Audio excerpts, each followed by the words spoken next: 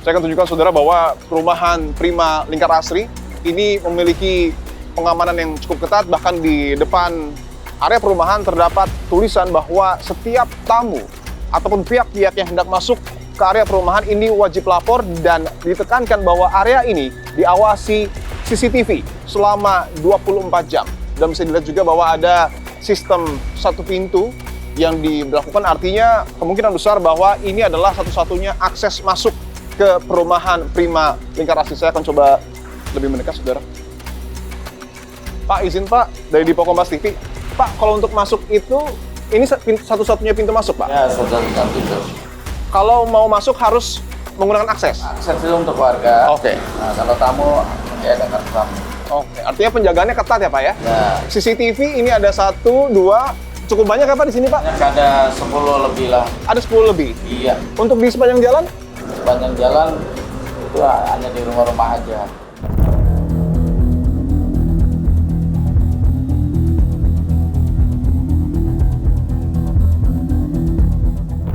Saya akan tunjukkan lagi saudara bahwa ini adalah situasi di perumahan Prima Lingkar Asri. Bisa dikatakan ini perumahan yang cukup besar dan ada sejumlah fasilitas umum seperti lampu yang berada persis di tengah jalan. Artinya ketika malam hari, ketika memang ada kejanggalan, seharusnya ini dapat terlihat karena ada lampu yang cukup banyak di area tengah jalan. Tetapi yang menjadi pertanyaan adalah CCTV. Tadi kami sudah konfirmasi kepada pihak security bahwa untuk CCTV tidak ada yang dipasang di area fasilitas perumahan, tetapi hanya berada di perumahan-perumahan warga. Bisa ditunjukkan ya, itu adalah salah satu contoh CCTV yang terpasang hanya di area rumah warga.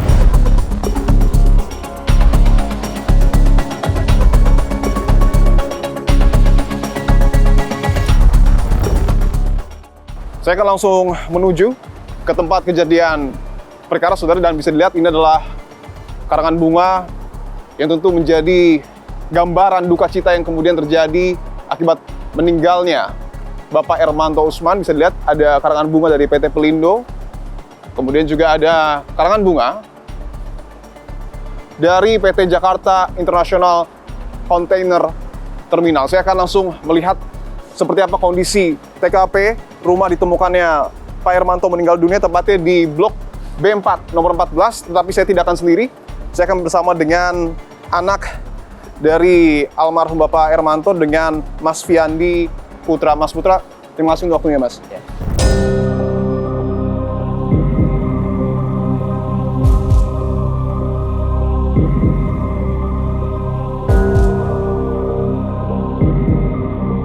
Sebelumnya, tentu kami mengucapkan duka cita yang mendalam, Mas, atas kepergian dari Pak Ermanto. Saya izin konfirmasi, Mas Putra pada saat kejadian berada di lokasi atau seperti apa? Jadi waktu itu saya ditelepon sama adik untuk segera datang ke rumah ya, gitu. Jadi waktu jam sahur ya, saya langsung meluncur ke sini. Yang tinggal di rumah ini artinya? Yang tinggal di rumah ini tuh ibu saya, ayah saya, sama adik saya yang keempat. Hanya bertiga? Nah, hanya bertiga. Jadi waktu saya sampai di sini, kami coba dobrak, itu nggak bisa ya. Jadi pintu di depan itu terkunci, didobrak oleh security juga nggak bisa, kemudian jendela juga tidak bisa dibuka, sehingga saya putuskan untuk pecahin kacanya. Memecahkan kaca? Pecahkan kaca. Setelah itu saya langsung lapor kepada pengurus masjid ya, untuk bisa menyiapkan ambulan, karena waktu itu kondisi ibu saya dan ayah saya sudah berlumur darah ya, jadi sudah banyak darah, tapi masih dalam kondisi bernafas. Bahwa polisi masih melakukan penyelidikan, Mas. Dan ada satu hal yang coba saya soroti, ada jejak kaki di pagar rumah Pak Ermanto. Di mana letaknya, Mas? Dari penyidik menemukan jejak kaki di sebelah sini ya. Di sebelah sini? Iya, Oke. di sebelah sini ya. Saya izin lihat ya, Mas ya? Iya. Oh, oke. Yang berwarna coklat itu? Yang berwarna hitam di sekitar sini ya. Ada yang mungkin warna coklat, ini juga termasuk temuan dari tim penyidik ya. Oke, ini ada seperti jejak tanah ya. Dan di sini bisa dilihat banyak sekali bagian berwarna hitam.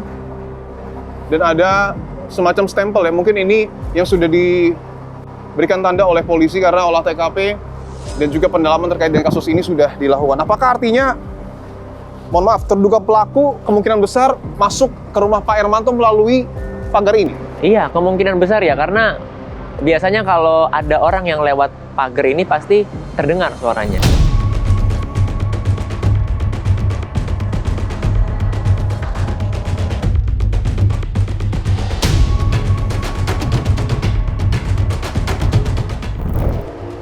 Dan ini kondisi dalam ya, dari rumah Pak Hermanto ataupun almarhum korban pembunuhan.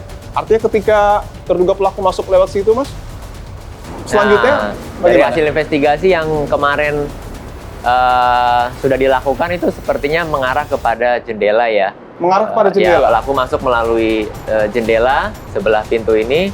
Artinya setelah memanjat pagar ataupun tembok pagar, pelaku langsung menuju ke jendela ini. Bagian yang dicongkel mungkin ini, Mas. Iya, ya, seperti ada congkelan ya, gitu. Saya akan tunjukkan saudara, ini seperti ada congkelan ya, profil kayu yang rusak, dan kalau dilihat ini seal ataupun karet dari jendela ini juga sudah tidak ada persis di bagian yang saya tunjuk ini.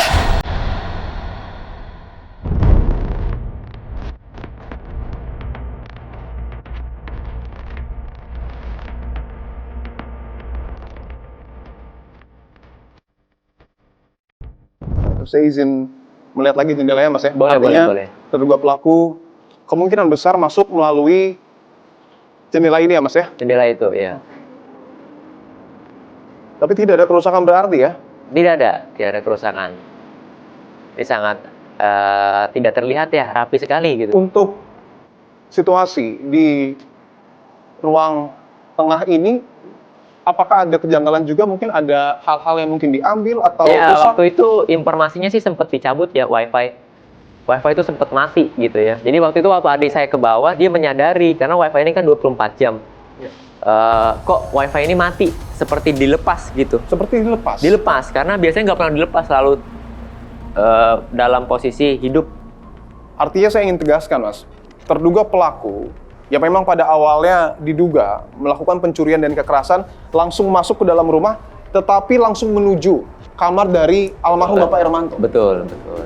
Dan tidak ada barang yang hilang sama sekali di sini. Tidak ada, dan juga tidak ada dugaan pelaku itu naik ke atas, itu nggak ada ya. Tidak ada sama sekali. Tidak ada sama sekali. Untuk pintu kamarnya, Nah ini pintu kamarnya, iya. Oh, oke. Jadi emang orang tua saya kamarnya di sini, dan waktu kita buka ini posisi ini sudah terkunci dan tidak ada kuncinya di dalam ya. Waktu kita masuk itu kuncinya nggak ditemukan. oke, saya izin ya, Mas ya. Ini- Posisinya sudah tidak sudah Sekarang terkunci. masih sekarang terkunci. Iya, Oke. Pada saat anak bungsu mencoba mengetuk, posisinya terkunci. terkunci. Oke. Tetapi ada kunci di dalam atau Nggak ada, kita nggak temukan kunci. Kuncinya kita nggak temukan, jadi mungkin dibawa oleh pelaku ya. sampai dengan saat ini? Iya, sampai saat ini kita nggak menemukan kunci.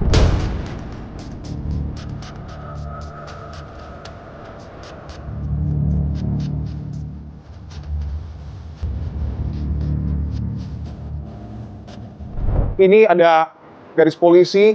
Apakah ini kamar dari Pak Hermanto? Iya, ini kamar dari almarhum, dari ayah saya dan juga ibu saya di sini ada di dalam. Ini satu kaca yang dipecahkan ya, Mas? Satu kaca kita pecahkan untuk proses evakuasi ya. Waktu itu mengangkat ayah saya dan ibu saya masuk ke dalam ambulan. Karena masih dipasang garis polisi, tentu kita harus menaati ya aturan yang berlaku.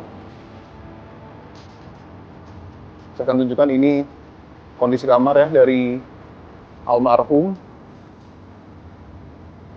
Masih ada bercak darah yang cukup banyak ya di atas kasur. Dan sementara kondisi kamarnya ini memang nampaknya tidak terlalu rapi karena nampaknya polisi juga sudah melakukan proses olah TKP dan penyelidikan. Untuk ibu, Mas, posisinya saat itu ditemukannya di Posisi ibu saya itu ada di lantai situ ya. lantai sebelah situ Ya, ya? lantai sebelah situ lagi posisi di bawah lantai ya. Terpapar Lantai ya? Terpapar, ayah saya di atas. Oke. Dan saat itu kondisi dua-duanya masih dalam keadaan bernafas. Bernafas, betul. Tapi sudah kritis ya. Kalau untuk kondisi lemari. Lemari emang posisinya terbuka. Waktu saya masuk itu lemari itu terbuka, tapi tidak ada satu barang pun yang diambil. Itu banyak sekali dokumen-dokumen dan juga beberapa barang yang berharga, tapi tidak ada pengambilan oleh pelaku gitu. Tidak ada pengambilan Tapi oleh posisi lemari terbuka emang, betul.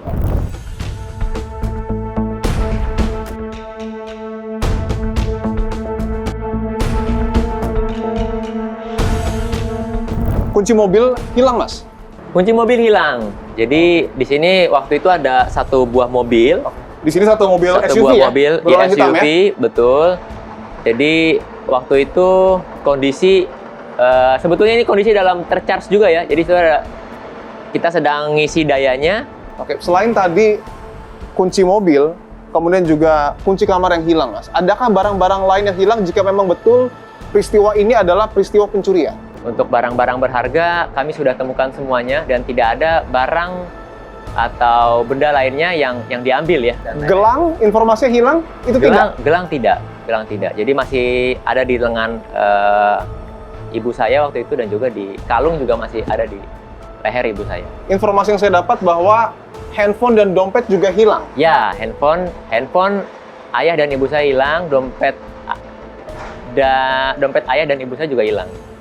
Saya ingin tanyakan, melihat berbagai macam kejanggalan yang timbul, Mas Putra, apakah keluarga meyakini peristiwa yang menimpa almarhum Bapak Ermanto ini hanya sekedar pencurian dan kekerasan atau justru ada potensi atau indikasi pembunuhan berencana? Kalau saya melihat sendiri kondisinya sepertinya ini adalah tindak pidana pembunuhan ya. Jadi emang ayah saya ketua serikat pekerja pada waktu itu di salah satu anak perusahaan dari BUMN ya, gitu. Ayah saya sudah lama berkecimpung di pelabuhan ya, gitu. Jadi waktu itu sempat ada mengungkit kasus yang dilakukan, praktik yang dilakukan, korupsi yang dilakukan oleh perusahaan tersebut. Jadi begini, pansus itu kan bermula dari kita pada waktu itu melakukan protes. Betul. Terhadap proses perpanjangan kuasa operasi Jakarta International Container Terminal ini dengan Belindo. Nah, waktu itu kita lihat banyak kejanggalan loh. Hak pansus mereka abaikan, investigasi audit, BPK mereka abaikan. Mereka bisa berbuat apapun, merubah kepemilikan, mendelusi saham Kopekma. Sebenarnya kasus ini sudah saya bawa ya ke Kejaksaan Agung. Bahkan juga ya, saya katakan saya juga karena dulu memang banyak kasus-kasus korupsi di pelabuhan ini saya yang bawa. Ya mungkin saya masih punya teman-teman di KPK, ternyata mereka nggak tertarik.